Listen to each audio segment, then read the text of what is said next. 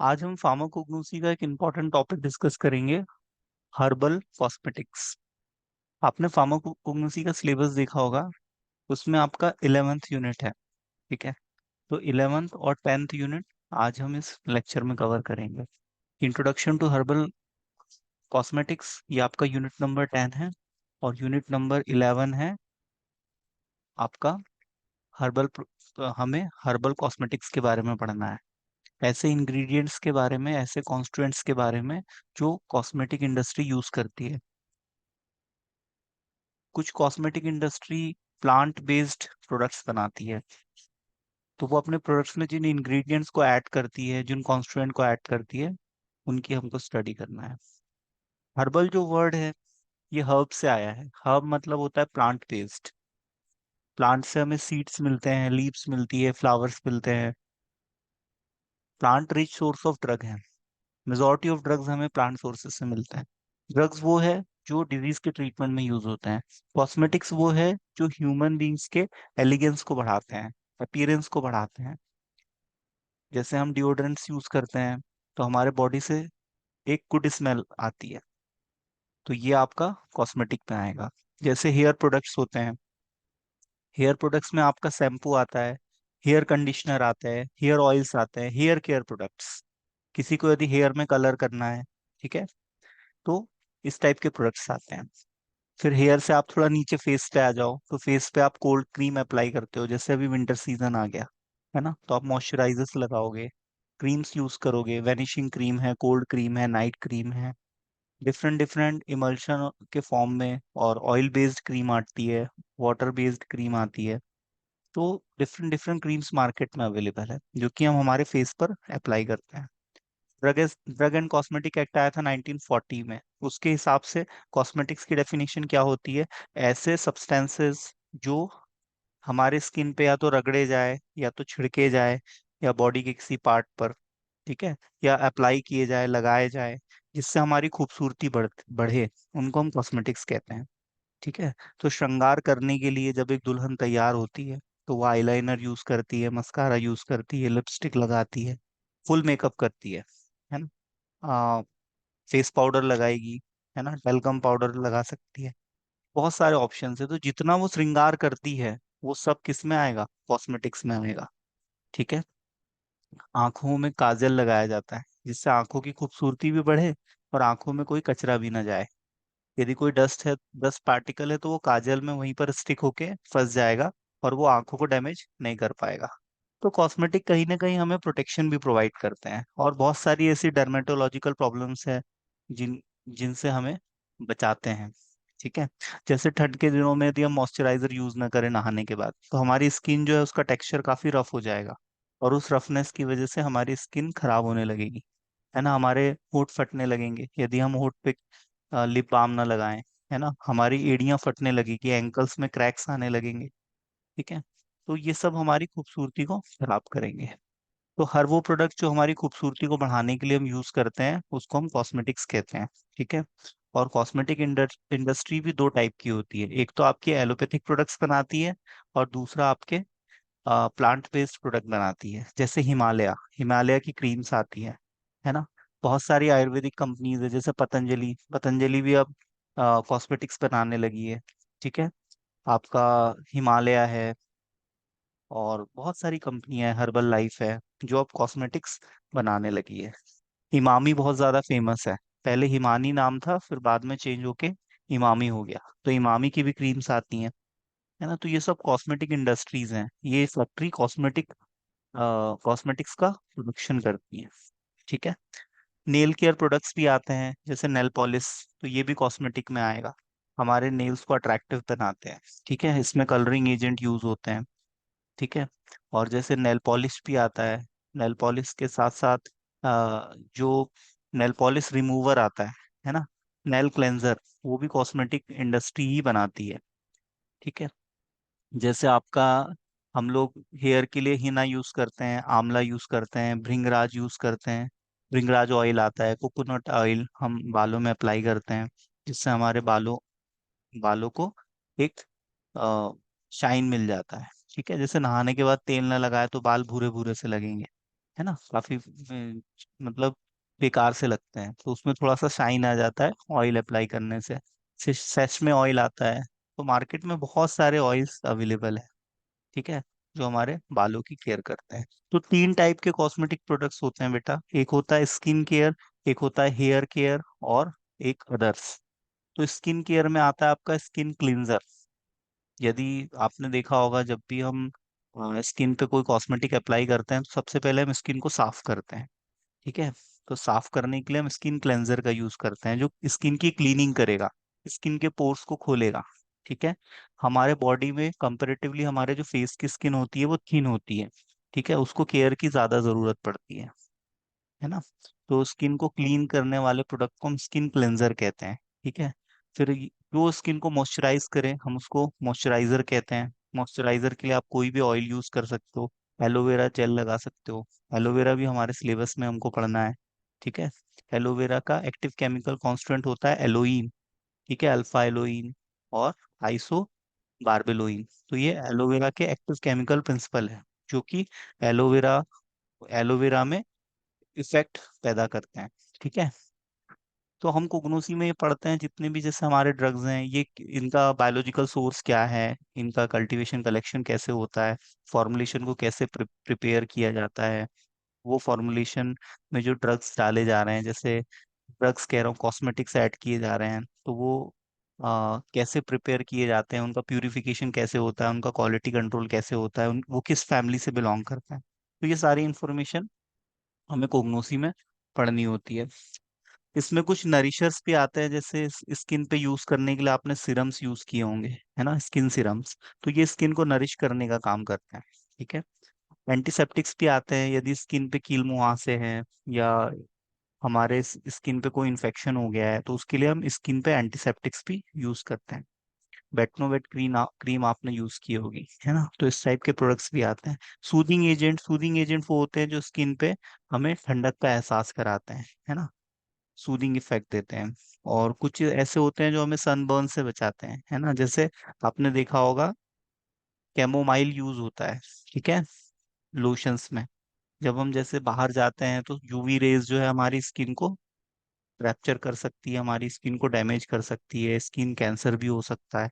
तो उस UV rays से हमारी स्किन को प्रोटेक्ट करने के लिए कैमोमाइल फॉर्मुलेशन में ऐड किया जाता है, जो कि हमें सन प्रोटेक्शन प्रोवाइड करता है, ठीक है। जैसे जहां पर जिन देशों में गर्मी ज्यादा पड़ती है, सन सन का जो इंटेंस प्रभाव है वो ज्यादा है, तो वहां पर थोड़े से गेहूं कलर के लोग पाए जाते हैं, या थोड़े सावले। जैसे साउथ अफ्रीका आप जाओगे तो वहां पर काफी डार्क कॉम्प्लेक्सेशन के लोग होते हैं। स्किन में हमारा जो मेलानोसाइट सेल्स होता है वो मेलानिन नाम का एक केमिकल सब्सटेंस बनाता है, जो हमारे स्किन के कॉम्प्लेक्सेशन को डिसाइड करता है। यदि मेलानिन का प्रोडक्शन ज्यादा होगा तो स्किन का कॉम्प्लेक्सेशन डार्क हो जाएगा, है ना। ग्लूटाथियोन सोप भी आता है जो कि मेलानिन के प्रोडक्शन को कम करता है, जिससे हमारी स्किन में फेयरनेस आती है। लेकिन ये फेयरनेस यदि आप धूप में जाओगे और स्किन की केयर नहीं करोगे, है ना, आपने जैसे फेस रैप नहीं किया, और सनबर्न यदि आपको हो गया, तो फिर से आपकी स्किन एज इट इज जैसी पहले थी वैसी हो जाएगी। क्योंकि जब क्या है, हमारे स्किन पे ज्यादा इंटेंस सनलाइट पड़ता है, तो हमारे जो स्किन के सेल्स होते हैं वो ज्यादा मेलानिन का सिक्रीशन शुरू कर देते हैं, जिससे स्किन को डैमेज से बचाया जा सके, प्रोटेक्शन दी जा सके। तो इस हिसाब से हमारे स्किन का कॉम्प्लेक्सेशन डार्क होने लगता है। जो ठंडे प्रदेश होते हैं जैसे यूरोपियन कंट्रीज हैं, जहाँ पर बर्फ गिरती है ना, वहां पर थोड़ा फेयरनेस ज्यादा होती है, क्योंकि वहां पर सन सन तो कभी निकलता है। वहां पर कुछ ऐसे देश है जहाँ महीने में 2-3 बार सूरज निकलता है बस, है ना। जिस दिन सूर्य निकलता है वो भी काफी खुश हो जाते हैं। और सनलाइट यदि हमें नहीं मिले तो उसके डिसएडवांटेजेस भी है ना। पर भारत एक ऐसा देश है जहाँ पर 3 महीने गर्मी, 3 महीने ठंडी चलेगी, 3-4 महीने गर्मी रहेगी, 3-4 महीने बर्फ बारिश। तो हर मौसम भारत में आते जाते रहता है। तो हम काफी लकी हैं, हम काफी भाग्यशाली हैं कि यहाँ तो ना तो ज्यादा बहुत ज्यादा ठंडी पड़ती है और ना तो बहुत ज्यादा गर्मी पड़ती है। और भारत में हम विभिन्न विभिन्न स्टेट्स में हर मौसम का मजा ले सकते हैं। यदि हमें जैसे ठंडी देखना है तो हम जम्मू कश्मीर चले जाएं। हमें यदि गर्मी का एहसास करना है बढ़िया वाली, तो हम जैसलमेर चले जाएं, राजस्थान, है ना। हमें पहाड़ी एरिया यदि देखना है तो हम जैसे उत्तराखंड चले जाएं, मसूरी चले जाएं, हिली एरिया, हिल स्टेशंस। तो भारत में आपको डिफरेंट डिफरेंट स्टेट्स में, मतलब पूरी दुनिया का आनंद आप भारत में ही ले सकते हो। इसलिए भारत जो रहा है वो काफी पॉपुलर रहा है सदियों से, है ना। और यहाँ पर भारत का जो क्लाइमेट है वो भी बहुत बढ़िया है, और भारतीयों का जो रंग है ये भी बहुत ही शानदार है, ना तो ज्यादा डार्क है ना तो ज्यादा फेयर है। तो बीच का गेहुआ कलर है, जो कि बहुत ही अच्छी बात है। और उम्र बढ़ने के साथ साथ यदि जैसे किसी को रिंकल्स आ रहे हैं, तो वो रिंकल को, झुर्रियों को, झाइयों को कम करने के लिए जो एंटी एजिंग क्रीम्स आती हैं, जिनको हम एंटी रिंकल क्रीम्स कहते हैं, वो हम यूज करते हैं, ठीक है, जिसमें एप्रीकोट और पपाया डला होता है। पपाया और एप्रीकोट, एप्रीकोट एक फल आता है, फ्रूट, ठीक है, वो फॉरेन कंट्रीज में ज्यादा उगाया जाता है, वहां पाया जाता है, तो एप्रीकॉट भी उसमें डला होता है। तो ये एजिंग को स्लो कर देता है। कोई भी व्यक्ति बूढ़ा नहीं दिखना चाहता है ना, हर व्यक्ति अपनी एज से कम एज का दिखना चाहता है, ठीक है। और हर व्यक्ति अपनी खूबसूरती को बढ़ाने के लिए कुछ ना कुछ करता ही है। कोई मास्क पैक लगा रहा है, कोई ब्यूटी पार्लर जा रहा है। आजकल तो लड़के भी मेंस पार्लर जाने लगे हैं, वहां पर वैक्सिंग करवाने लगे हैं, है ना, फेशियल करवाने लगे हैं, मैनिक्योर पेडिक्योर सब कराते हैं आजकल, ठीक है। तो ये बहुत ज्यादा कॉमन हो गया है, हर व्यक्ति खूबसूरत दिखना चाहता है, क्योंकि खूबसूरत दिखने से क्या है, कॉन्फिडेंस भी बढ़ता है। और कॉन्फिडेंस आपका बढ़ता है तो वो आपके बॉडी लैंग्वेज पे झलकता है। तो आपकी सफलता के लिए आपका खूबसूरत होना भी जरूरी है। इसका मतलब ये नहीं है कि आप मेहनत ना करें, है ना, मेहनत भी जरूरी है, लेकिन खूबसूरती सोने पे सुहागा है, ठीक है। एंटी एक्ने क्रीम आते हैं, यदि स्किन पे जैसे मुहासे हो रहे हैं, हार्मोनल डिसबैलेंस की वजह से भी मुहासे हो जाते हैं, यदि प्रॉपर हाइजीनिक कंडीशन मेंटेन ना की जाए, और डस्टिंग डस्टिंग ज्यादा हो रही है, साफ सफाई नहीं है, डस्ट स्किन पे बैठता है, या हमारे हाथों में यदि गंदगी लगी हुई है और बार बार हम फेस को टच करते हैं, तो इससे भी हमारे मतलब स्किन की जो अपर लेयर है वहां पर इन्फेक्शन की पॉसिबिलिटी रहती है। स्किन केयर के लिए जनरली हमें बहुत ज्यादा गर्म पानी से नहीं नहाना चाहिए, है ना, हमें ल्यूक वार्म वाटर यूज करना चाहिए, मतलब जो हमारे बॉडी टेम्परेचर से जिसका टेम्परेचर थोड़ा सा ज्यादा हो, और ठंडी के दिनों में थोड़ा और बढ़ा ले हम उसको। लेकिन लोग बहुत ज्यादा गर्म पानी से नहाते हैं तो वो सही नहीं है ना। बालों पे भी गर्म पानी डालने से हेयर फॉल की प्रॉब्लम आती है, जिसको हम एलोपेसिया कहते हैं, क्योंकि हमारा जो स्कैल्प का जो क्यूटिकल्स होते हैं वहां पर जो हेयर की रूट्स होती है, जड़ें, वो कमजोर पड़ने लगती है, और उसके कमजोर पड़ने की वजह से हेयर फॉल का प्रॉब्लम होता है, बाल झड़ने लगते हैं, है ना। व्यक्ति गंजा हो जाता है आजकल तो, 40-45 के बाद बाल झड़ना बहुत ज्यादा कॉमन हो गया है ना। बाल सफेद होने लगते हैं। खैर इसके पीछे विटामिन की डेफिशिएंसी भी हो सकती है, विटामिन ई हुआ, है ना। और विटामिन सी स्किन के लिए काफी अच्छा माना गया है, जो कि सिट्रस फ्रूट में होता है। जितने भी खट्टे फल होते हैं जैसे संतरा, आंवला, वो स्किन के लिए अच्छे होते हैं, है ना। मार्केट में लिमसी टैबलेट भी आती है, जो कि हमारे इम्यूनिटी को भी बूस्ट करती है और हमारे स्किन की क्वालिटी को भी इम्प्रूव करती है। तो ये जितने भी प्रोडक्ट्स मैंने आपको बताया, skin cleanser, moisturiser, nourishers, antiseptic, soothing agents, sunburn creams आती हैं, एंटी रिंकल्स और एंटी एक्ने क्रीम आती है, ये सभी स्किन केयर प्रोडक्ट्स हैं, ठीक है। अब हम बात करते हैं बेटा हेयर केयर प्रोडक्ट्स की, तो इसमें आता है हेयर कंडीशनर। ये हमारे हेयर को शाइनी बनाते हैं, हमारे हेयर की लेयर पे कोटिंग बना लेते हैं, जिससे हमारे हेयर काफी स्मूथ, छूने पे काफी स्मूथ फील देते हैं, है ना। कलरेंट्स होते हैं, जैसे किसी की बढ़ती एज के साथ बुढ़ापा छा रहा है, बाल सफेद हो रहे हैं, दाढ़ी के बाल सफेद हो रहे हैं, तो कुछ प्लांट से कुछ डाइज मिलती हैं जिससे बाल के कलर को चेंज किया जा सकता है। मोस्ट कॉमनली आपने हीना यूज की होगी, है ना। ठंडियों के दिनों में वैसे बाल में हीना नहीं लगाना चाहिए, नहीं तो सर पकड़ के ठंडी भी हो सकती है, आपको सर्दी खांसी हो सकती है। गर्मी के दिनों में लगाना सही रहता है। तो आपके जो वाइट हेयर है उसको आप ब्लैक कर सकते हो डाई से, है ना, या और किसी कलर का कर सकते हो। हेयर ग्रोथ को प्रमोट करने के लिए कुछ हर्बल प्रोडक्ट्स आते हैं, सेसा ऑयल है, और केशलिंग ऑयल है, बहुत सारे आपको मिल जाएंगे, है ना। हर्बल बेस्ड भी आते हैं, और दूसरी कंपनीज भी बनाती है। पर जो जैसे लॉरियल है आपका, जो स्पा में यूज होती है क्रीम, है ना, आपका पेंटीन है, बहुत सारी कंपनीज है जिनके प्रोडक्ट्स में काफी केमिकल्स डले होते हैं, तो लॉन्ग रन में ये काफी ज्यादा नुकसान पहुंचाते हैं। टेम्परली तो कुछ समय के लिए अच्छा इफेक्ट रहता है, लेकिन लंबे समय तक आप इनको यूज करोगे तो आपको हेयर हेयर डैमेज और स्किन प्रोडक्ट से स्किन का प्रॉब्लम आपको 100% आएगा। तो नेचुरल हर्बल प्रोडक्ट्स यूज करना ज़्यादा बेहतर है हमारी स्किन पे, तो लॉन्ग रन के लिए इनके साइड इफेक्ट भी कम होते हैं, ठीक है। यदि बालों में जैसे स्कैल्प आपका शेड हो रहा है तो हम एंटी डैंड्रफ ड्रग्स यूज करते हैं, है ना। ये फंगस इन्फेक्शन हो गया है, फंगल इन्फेक्शन में जैसे हम कीटोकोनाजोल का शैम्पू आता है ना, तो वो शैम्पू मेडिकेटेड होता है, तो ये शैम्पू भी हम यूज करते हैं, तो एंटी फंगल इफेक्ट मिल जाता है। तो हेयर कंडीशनर, हेयर शैम्पू, है ना, आपका हेयर नरिशर्स भी आते हैं जो हेयर को नरिशमेंट प्रोवाइड करते हैं। ठीक है, हेयर की जड़ों को मजबूत बनाते हैं। ठीक है, और कलरेंट्स और hair growth promoters, anti dandruff, ये सारे जो कैटेगरी मैंने आपको बताई, ये हेयर केयर प्रोडक्ट्स में आता है। हमारे हेयर की देखभाल करता है, हेयर को मजबूत बनाता है, काले घने लंबे बाल, और बालों में डेंसिटी भी लाता है, मतलब बालों को घना करता है। तो ये हो गए हमारे हेयर केयर प्रोडक्ट्स। नेक्स्ट जो कैटेगरी आती है, इसमें आते हैं जैसे परफ्यूम्स हैं, डिओडरेंट्स हैं, है ना, आपका टेल्कम पाउडर है, फेस पाउडर है, ओरल केयर प्रोडक्ट्स जिसमें माउथ वॉश यूज होता है ना? और आपका माउथ वॉश में जैसे मुंह से बैड स्मेल किसी की आ रही हो तो वो भी प्रिवेंट हो जाती है ना, जैसे क्लोरोमिंट खाते हैं, इलायची खा ले हम तो मुंह की स्मेल आना बंद हो जाता है, या तो हम जैसे लौंग खा ले, तो इससे क्या है, हमारे मुंह से बैड स्मेल नहीं आती। तो ये जितने भी प्रोडक्ट्स और कैटेगरीज मैंने आपको बताई है बेटा, ये सभी किस में आते हैं, हमारे कॉस्मेटिक्स में आते हैं। तो हम हर्बल कॉस्मेटिक का अब आगे शुरुआत करते हैं। ठीक है, इसमें बेटा एक बहुत ज्यादा कॉमन प्रोडक्ट्स है सैंडलवुड ऑयल। सैंडलवुड मतलब चंदन की लकड़ी। ठीक है, चंदन की लकड़ी काफी कॉस्टली एक्सपेंसिव होती है ना। पहले तो इसकी खेती के लिए लाइसेंसेस की जरूरत पड़ती थी, लेकिन अब विदाउट लाइसेंस भी आप चंदन की खेती कर सकते हो। चंदन की काफी स्मगलिंग भी होती है। दो टाइप के चंदन आते हैं बेटा, लाल चंदन और का सफेद चंदन। तो जो लाल चंदन होता है वो तो फर्नीचर पर्पज से यूज होता है, लेकिन जो व्हाइट चंदन होता है उसका जो हार्डवुड होता है, ठीक है, वुड भी दो टाइप के होते हैं, हार्ड एंड सॉफ्ट। तो जो हार्डवुड होता है उसमें से ऑयल निकलता है जिसको हम सैंडलवुड ऑयल कहते हैं। और इसी वुड को क्रश करके इसको क्रशर के थ्रू इसका पाउडर भी बनता है, जो कि कॉस्मेटिक इंडस्ट्री में बहुत ज्यादा यूज होता है।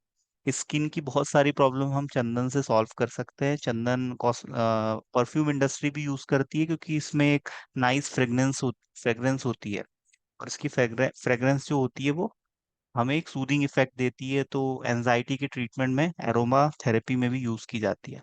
एरोमा थेरेपी मतलब होता है डिफरेंट डिफरेंट नेचुरल हर्ब से जो स्मेल्स आती हैं, उन स्मेल से हमारे माइंड को कूल एंड काम करना, और हमारी घबराहट और हमारी व्याकुलता को कम करना। एनजाइटी मतलब होती है घबराहट और व्याकुलता। मन जब बेचैन हो जाता है ना, तो बेचैन मन आगे चल के तनावग्रस्त हो जाता है और स्ट्रेस में चले जाते हैं और साथग्रस्त हो जाता है व्यक्ति। तो केरल में एरोमा थेरेपी काफी पॉपुलर है ना, वहाँ पर जो नेचुरल हर्ब्स है उनके थ्रू, उनकी स्मेल से ट्रीटमेंट किया जाता है मानसिक बीमारियों का।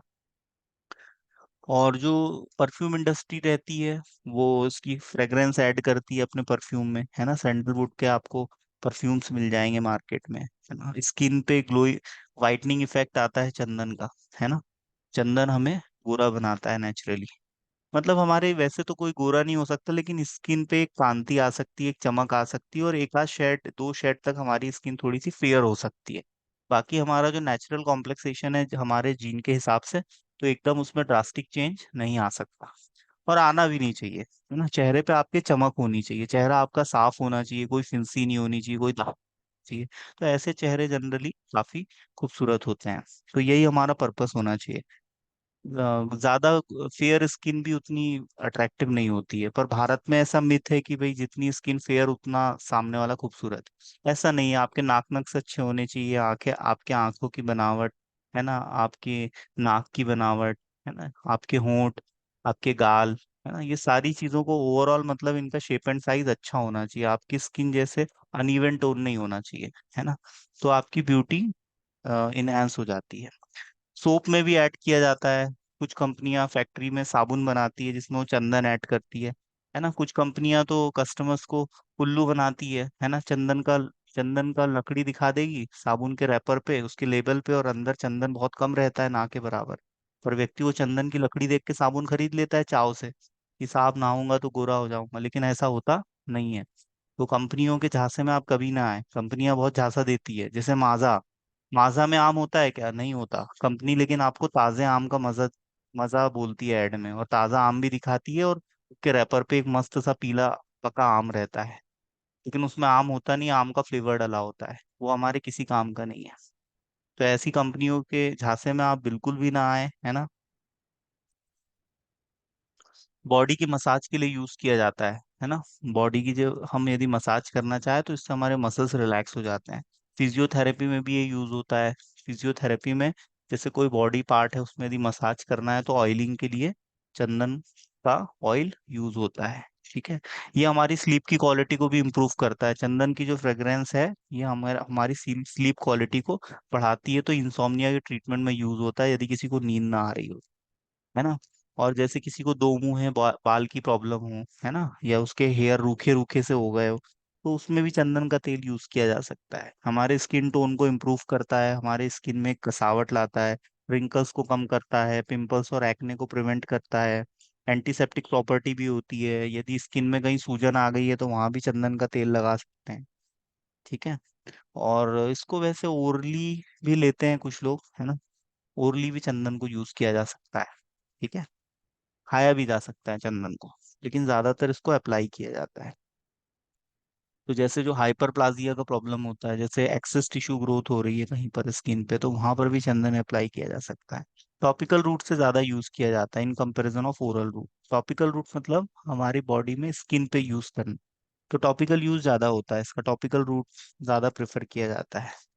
तो ये एक बॉटनिकल मेडिसिन है, सेफ भी है, और इसकी बहुत ज्यादा मार्केट में डिमांड भी है। हमारे देश में तो चंदन मतलब जितनी डिमांड है उससे कम ही है ना। तो चंदन की खेती करने से फायदा भी बहुत होता है, क्योंकि चंदन की लकड़ी 5-7 हज़ार रुपए किलो आराम से बिक जाती है। तो लोग चंदन की भी खेती कर सकते हैं, है ना। 20-25 साल में पेड़ काफी बड़ा हो जाता है, हार्डवुड तैयार हो जाती है। रेड चंदन से लोग फर्नीचर भी बनाते हैं फॉरेन कंट्रीज में, तो इंटरनेशनल मार्केट में काफी डिमांड है चंदन की। और ऐसा रिसर्च में पाया गया है कि चंदन यदि स्किन पे यूज हो तो स्किन के कैंसर की पॉसिबिलिटी भी कम होती है। स्किन में जैसे सिरोसिस का प्रॉब्लम नहीं होता, है ना, एक्जिमा का प्रॉब्लम नहीं होता। और जो अस्थमा के पेशेंट होते हैं, है ना, उनमें भी चंदन की जो फ्रेग्रेंस है इससे एरोमा थेरेपी से अस्थमा भी ठीक होता है। स्किन में यदि कोई एलर्जिक कंडीशन है तो उसको भी प्रिवेंट किया जा सकता है। और यदि कहीं बॉडी में पेन हो रहा है तो वहां पर भी चंदन का ऑयल अप्लाई किया जा सकता है। तो चंदन में एक्चुअली मल्टीपल एक्टिव प्रिंसिपल होते हैं, है ना। 25 टाइप के एक्टिव कंपाउंड्स इसमें पाए गए हैं जो कि अपना इफेक्ट दिखाते हैं हमारे बॉडी में। और ये एक एफडीए अप्रूव्ड ड्रग है, फूड एंड ड्रग एडमिनिस्ट्रेशन। ये एक यूनाइटेड स्टेट्स की अंतर्राष्ट्रीय संस्था है। ठीक है।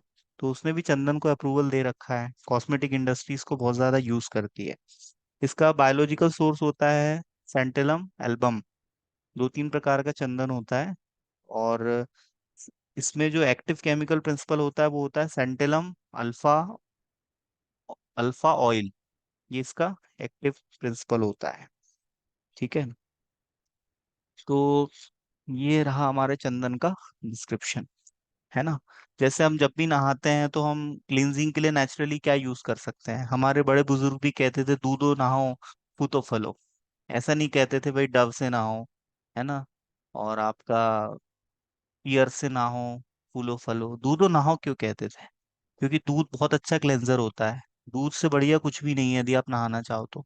दूध और मिट्टी से नहा सकते हो, है ना। या आप नीम की पत्ती डाल के पानी में नहा सकते हो। नीम की पत्ती भी बहुत अच्छी होती है, एंटीसेप्टिक इफेक्ट होता है।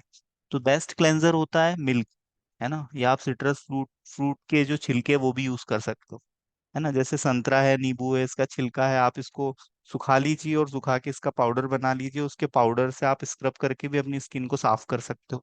एलोवेरा यूज कर सकते हो। एलोवेरा तो आसानी से हमारी कंट्री में कहीं पर भी उगाया जा सकता है, इसकी खेती की जा सकती है। तो आप अपने गार्डन में 2-4 पेड़ लगा सकते हैं जिससे आपको काफी एलोवेरा मिल जाएगा। एलोवेरा में मेडिसिनल इफेक्ट भी होता है, एंटी स्पाज्मोटिक होता है, पेट दर्द को कम करता है, स्टमक के लिए टॉनिक की तरह काम करता है ना। तो एलोवेरा भी बहुत ही अच्छा ड्रग भी है और कॉस्मेटिक भी है। तो मॉइस्चराइजर का भी काम करता है एलोवेरा, है ना। नीम ऑयल भी यूज करता है, जैसे आपका बैद्यनाथ कंपनी का आता है, डाबर कंपनी का आता है बादाम तेल, है ना, बादाम रोगन ऑयल।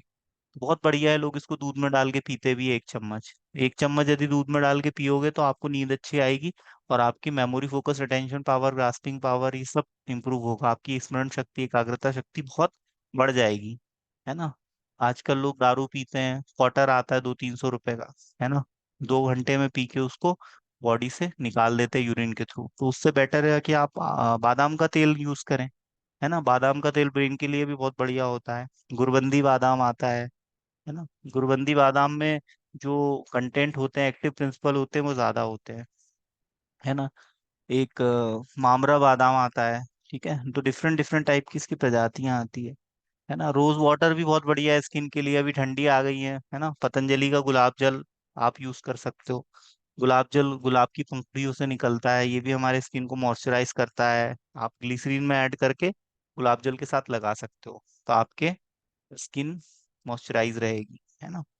नारियल का तेल तो सबसे बढ़िया है। एंटीसेप्टिक में जैसे नीम ऑयल, उसमें एजाटेरेक्टिन होता है, नीम की जो पत्ती होती है ना। टर्मरिक, हल्दी, हल्दी हल्दी तो बहुत ही अच्छी स्किन के लिए है ना। कुरकुमा लौंगा इसका बायोलॉजिकल सोर्स है, येलो कलर की होती है, राइजोम पार्ट होता है, और जमीन के अंदर होती है हल्दी, आपको पता होगा। तुलसी का तेल रहता है, तुलसी ग्रीन टी पीने से भी काफी हमारे बॉडी को बेनिफिट्स पास ऑन होते हैं। लेवेंडर ऑयल आता है, जो कि जिसमें बहुत बढ़िया फ्रेग्रेंस होती है लेवेंडर ऑयल में।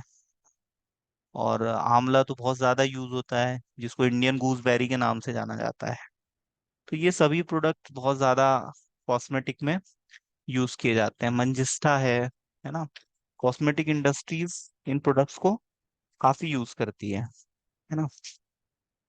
तो ये आपके हर्बल कॉस्मेटिक्स का हमने आज डिस्क्रिप्शन समझा, है ना। एंटी इन्फ्लामेटरी मतलब होता है ऐसे कॉस्मेटिक्स जो कि हमारे इन्फ्लामेशन को भी कम करें। एंटी इन्फ्लामेटरी एक्चुअली एक मेडिसिनल इफेक्ट भी है ना, जो एलोवेरा में होता है। एलोवेरा, चंदन, रोज वाटर, इन सब में प्रेजेंट रहता है। कुछ एंटीऑक्सीडेंट इफेक्ट भी होता है ड्रग्स में, जैसे आंवला। आंवला में जो विटामिन सी होता है, स्कॉर्बिक एसिड, इसमें एंटीऑक्सीडेंट इफेक्ट होता है। तो ये हमारी बॉडी में जो फ्री रेडिकल्स होते हैं उनके प्रभाव को कम करता है। ठीक है, टर्मरिक में भी होता है, ग्रीन टी में भी होता है ना। एंटी रिंकल का भी मैंने आपको एग्जांपल बताया, एप्रिकॉट, पपाया मास्क आता है। अश्वगंधा में भी होता है एंटी रिंकल इफेक्ट, है ना। ल्यूकोराइज में होता है। और आपका कुकुम्बर, आपने ककड़ी, है ना, ककड़ी भी आपने देखा होगा, डार्क सर्कल्स को कम करती है। हमारी आंखों के आसपास जो काले घेरे बन जाते हैं, तो उस पे यदि आप ककड़ी रख लें काट के, तो उससे वो कम हो जाते हैं, है ना। स्किन टेनिंग का जो प्रॉब्लम होता है, मतलब सनबर्न की वजह से जो स्किन जल के काली पड़ जाती है ना।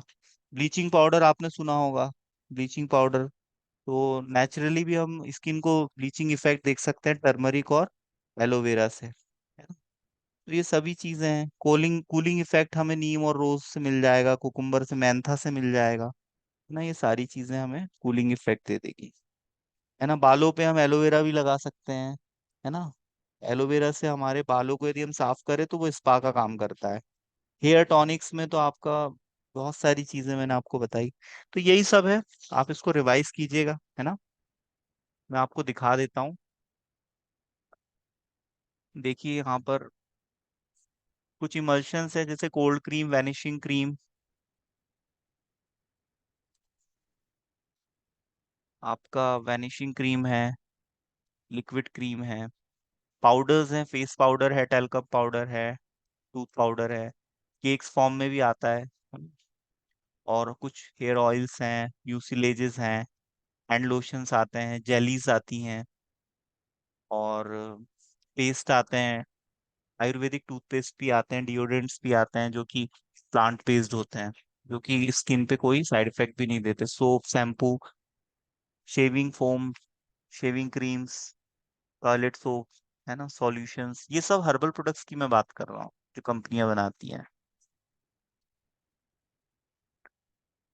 तो हर्बल कॉस्मेटिक्स में आपका इतनी सारी चीजें आती है, ब्लीचिंग, क्लींजिंग लोशन, हेयर में शैम्पू, टॉनिक, है ना, बियर्ड सॉफ्टनर, दाढ़ी को सॉफ्ट करने के लिए आते हैं, हेयर रिमूवर्स आते हैं, है ना, वैक्सिंग, बॉडी से हेयर को रिमूव करने के प्रोडक्ट्स।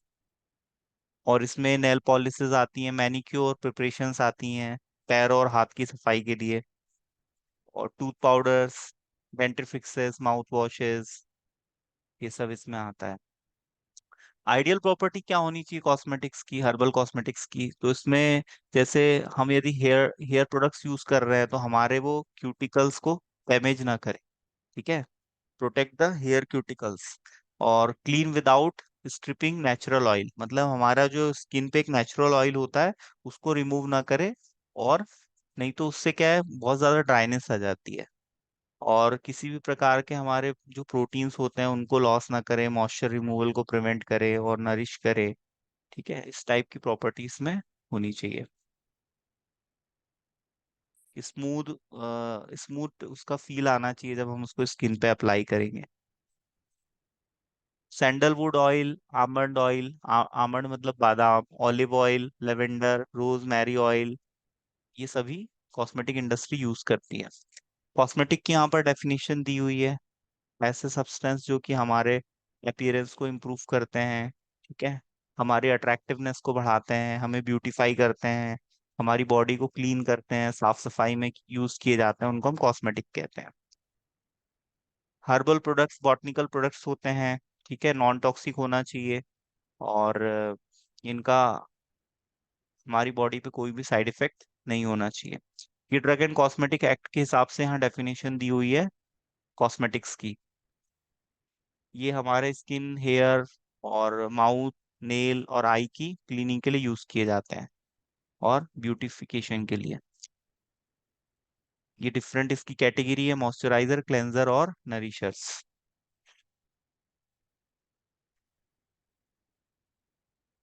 यहाँ पर आप देख सकते हो बनाना पैक आता है, पाइनएप्पल पल्प आता है, ठीक है, कोकोनट ऑयल है, और त्रिफला खाने से हमारा पेट साफ होता है जिससे हमारी स्किन इंप्रूव हो जाती है।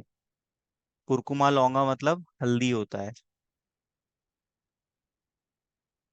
ये क्रीम के टाइप्स है ना, कोल्ड क्रीम और वैनिशिंग क्रीम, और यहाँ पर इसके इंग्रेडिएंट्स भी दिए हुए हैं। कोल्ड क्रीम में आलमंड ऑयल ऐड होता है, और वैनिशिंग क्रीम में रोज ऑयल। लोशंस आते हैं जिनको हम फेस पे अप्लाई करते हैं। एंटी एजिंग ट्रीटमेंट के लिए कैरोट यूज होता है, कैरोट मतलब गाजर। गाजर में विटामिन ए होता है जो कि हमारे स्किन में न्यू सेल्स को प्रोड्यूस करने में हेल्प करता है, और रिंकल्स को, झाइयों को कम करता है। हेयर ऑयल्स हैं, हेयर लोशंस हैं, हेयर कलरेंट्स हैं, शैम्पू है, ये सब आप पढ़ लीजिएगा। हेयर केयर प्रोडक्ट्स में आंवला है, आंवला में विटामिन सी होता है, टैनिन्स होते हैं, मिनरल्स भी होते हैं जो कि हमारे हेयर को नरिशमेंट प्रोवाइड करते हैं और हमारे बालों को काला करते हैं। ये सैंडलवुड ऑयल, ये आप यहाँ इसकी वुड देख सकते हो, ये है हल्दी, है ना, यहाँ इसका डिस्क्रिप्शन दिया हुआ है, आप इससे नोट्स बना लीजिएगा। ये रोज के पेटल्स है, तिया, फूल की पेटल्स। जैस्मिन, ये कॉस्मेटिक इंडस्ट्री में यूज होता है, इसके परफ्यूम्स बनाए जाते हैं, और ये बैड स्मेल को कम करता है। हेयर ऑयल्स में भी ऐड किया जाता है फ्रेग्रेंस के लिए। ये पपाया है ना, पपाया क्या है हमारे, अ, पपाया हेयर जो स्किन स्क्रबर्स होते हैं उसमें यूज किया जाता है, ये हमारे डेड स्किन को रिमूव करता है, ठीक है, और स्किन पे वाइटनिंग इफेक्ट देता है, हमें गोरा बनाता है। ये है कुकुम्बर, ककड़ी। कॉफी, कॉफी भी यूज किया जाता है हाथ पैरों की सफाई में, स्क्रबिंग इफेक्ट भी देता है, और स्किन पे टाइटनिंग इफेक्ट देता है, यूवी रेज से हमें प्रोटेक्ट करता है, स्किन की इलास्टिसिटी बढ़ाता है, और हेयर फॉल को भी प्रिवेंट करता है। यहाँ पर आप स्किन केयर क्रीम और लोशंस के इंग्रेडिएंट देख सकते हो, बीज वैक्स डाला होता है ना, बेंटोनाइट, और आपका कैमोमाइल, कुकुम्बर, ये सब डले होते हैं। टर्मरिक, टी ट्री एक्सट्रैक्ट, रोज। अब हर्ब्स का जो स्टोरेज है उसको इम्प्रूव करना बहुत जरूरी है, अदरवाइज हर्बल ड्रग्स में कंटामिनेशन यदि होगा तो वो ड्रग्स हम वो कॉस्मेटिक्स खराब हो जाएंगे। तो मॉइस्चर से इसको प्रिवेंट करना बहुत जरूरी है, और किसी भी पत्ती को शेड में ड्राई किया जाता है। ज्यादा धूप में यदि सुखा लेंगे तो उसके एक्टिव केमिकल प्रिंसिपल खराब हो जाएंगे।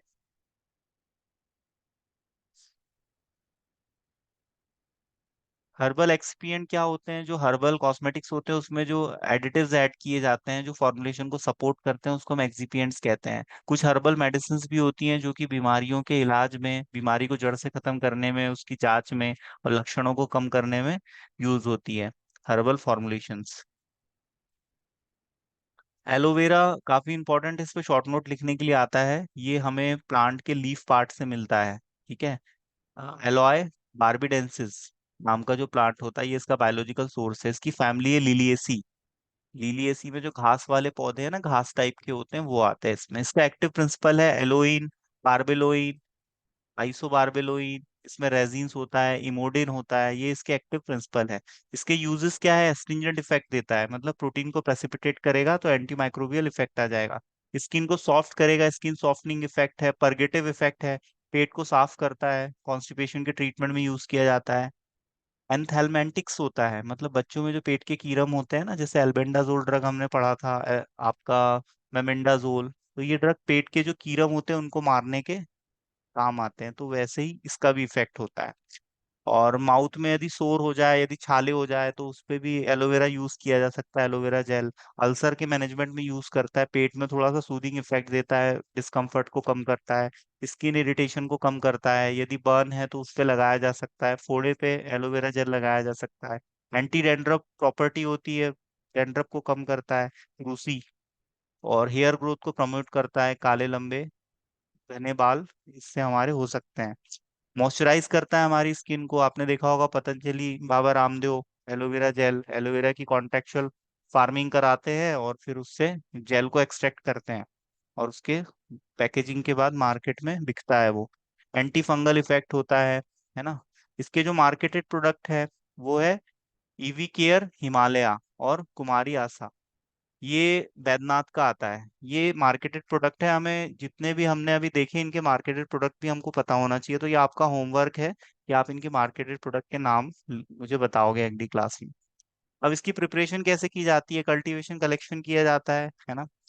और इसके बाद इसकी जो फ्रेश लीव्स हैं उनको कलेक्ट किया जाता है। यदि कोई पत्ती सूख गई है, किसी में यदि कोई बीमारी हो गई है पत्ती में, तो फिर उसको हम नहीं तोड़ते हैं। फ्रेश लीव लेंगे, स्वस्थ लीव लेंगे, हेल्थी लीव, और उसकी हम वॉशिंग करेंगे, उसको धुलेंगे। धुलने के बाद हम उसको शेड ड्राइंग करेंगे, मतलब हम उसको सुखाएंगे, उसमें मॉइस्चर नहीं होना चाहिए। ठीक है। फिर हम उसकी ट्रिमिंग करेंगे, मतलब हम उसको काटेंगे, उसके अंदर से जेल को एक्सट्रैक्ट करेंगे। फिर उसके साइंटिफिकेशन करेंगे, फिर उसको प्यूरिफाई करेंगे। वैक्यूम फिल्ट्रेशन के थ्रू हम उसको छानेंगे, ताकि उसमें यदि कोई भी ऐसी चीजें जो हमें नहीं चाहिए तो वो फिल्टर हो जाएगी। फिर हम उसको 4 डिग्री सेल्सियस पे स्टोर करके रखते हैं, नहीं तो वो खराब हो सकता है। फिर हम इसकी पैकेजिंग करते हैं और हम इसको फिर मार्केट में डिस्ट्रीब्यूट कर देते हैं। ठीक है। तो ये है एलोवेरा का प्रिपरेशन, है ना। हर दवाई की प्रिपरेशन की जाती है तो उसका मेथड अलग अलग होता है। कोई दवाई एक्सट्रैक्शन के थ्रू निकाली जाती है, जैसे लौंग का तेल हमें निकालना है तो हम एक्सट्रैक्शन के थ्रू निकाल सकते हैं। यूकेलिप्टस लीव, नीलगिरी का पत्ती से तेल निकलता है, तो वो भी हम एक्सट्रैक्शन के थ्रू निकालते हैं। तो ये different different method of isolation of drug कहलाता है। डिकॉक्शन के थ्रू, इन्फ्यूजन के थ्रू, मेंसरेशन के थ्रू। तो इनके थ्रू हम एक्टिव केमिकल प्रिंसिपल का आइसोलेशन करते हैं। यहाँ ये डिस्क्रिप्शन दिया हुआ है, इसको देख के आप नोट्स बना लीजिएगा, है ना। एलोवेरा, टी ट्री एक्सट्रैक्ट और कैमोमाइल। कैमोमाइल का एक्सट्रैक्शन के थ्रू निकाला जाता है, इसमें एंटी इंफ्लामेटरी प्रॉपर्टी होती है। ठीक है। और स्किन इरिटेशन और सेंसिटिव स्किन के केस में इसको हम यूज करते हैं। लेवेंडर ऑयल, है ना, ये एरोमा थेरेपी में यूज होता है। इसमें बहुत अच्छी खुशबू होती है, एंटी माइक्रोबियल इफेक्ट होता है। नीम में आपको बताया था अभी एजाटेरेक्टिन होता है। ठीक है। एक्नी प्रॉब्लम में यूज किया जाता है ये। टर्मरिक, हल्दी। हल्दी तो सदियों से यूज हो रहा है। स्किन के लिए दो बहुत अच्छे प्रोडक्ट है, राधा ऑयल और कुमकुम आदि।